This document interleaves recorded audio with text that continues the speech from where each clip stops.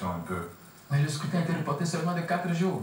Les gens qui ont demandé que le scrutin soit reporté ont montré un certain nombre d'éléments objectifs, notamment les listes électorales qui, selon les informations que vous avez certainement eues, ont été gonflées dans des proportions pas possibles. Il ressort par exemple que dans la région septentrionale, a priori plus favorable au parti au pouvoir, de 2000... Donc c'est ressortissant fort. C'est ça. Et Sozima. C'est ça. Il y aurait eu plus de 50% d'augmentation au niveau du corps électoral, alors que dans la partie sud, il y a eu moins de 10%. Alors, entre 2007 et 2010, comment expliquez-vous que l'évolution démographique puisse permettre que plus de 50% des gens aient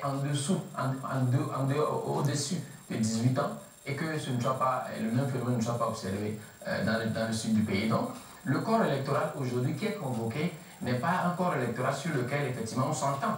Et c'est un facteur de crise pour la préélection. C'est un facteur qui n'est pas de nature à garantir, en plus d'autres facteurs naturellement.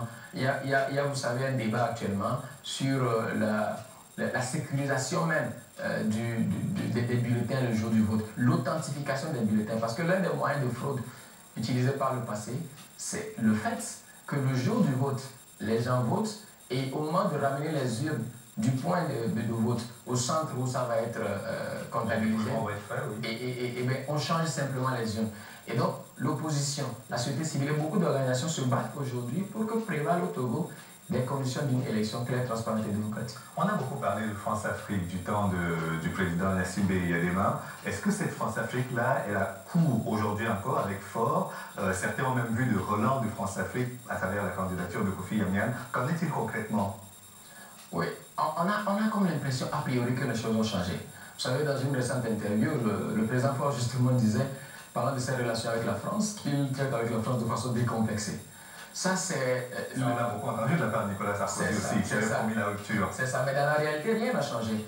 Je voudrais juste rappeler effectivement que par le passé, il suffisait qu'au soir de l'élection, ou 2 jours après, que le président Chirac en son temps dise qu'il félicite son ami personnel Yadema pour que justement la mobilisation des Togolais se prenne un coup de froid.